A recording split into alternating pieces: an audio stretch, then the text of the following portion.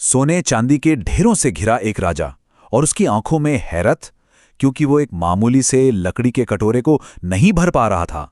ये कहानी है राजा विक्रम की, जिन्हें अपनी दौलत पर बहुत घमंड था।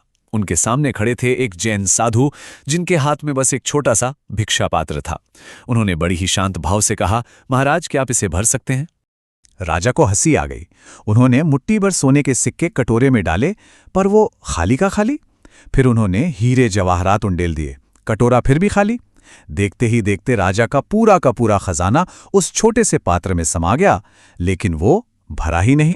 राजा का सारा घमंड चकनाचूर हो गया। उसने हैरान होकर पूछा, ये क्या है?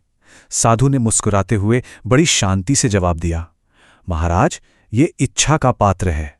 ये इंसान के लालच की लकड़ी से बना है, और लालच का पात्र तो कभी नहीं भरता। और बस उस एक पल में राजा की आंखों के सामने से जैसे पर्दा हट गया। उसे सोने के ढेर नहीं, बल्कि अपने भूखे प्यासे सेवकों के चेहरे नजर आने लगे। उसे अपना आलीशान महल नहीं, बल्कि महल के बाहर बैठी अपनी भूखी प्रजा दिखाई देने लगी। उसे एहसास हुआ कि वो राजा नहीं, वो तो अपनी ही इच्छाओं का सबसे बड़ा गुलाम था। साधु ने आगे समझाया, महाराज, ये पात्र तब तक खाली रहेगा जब तक आपकी नज़र में कोई छोटा और कोई बड़ा है।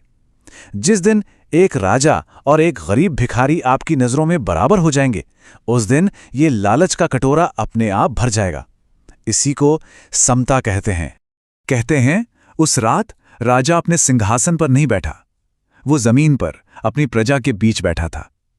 महल के सारे अन्न भंडार आम लोगों के लिए खोल दिए गए थे, और सालों बाद पहली बार राजा के चेहरे पर दौलत का गुरूर नहीं, बल्कि गहरी सच्ची शांति थी।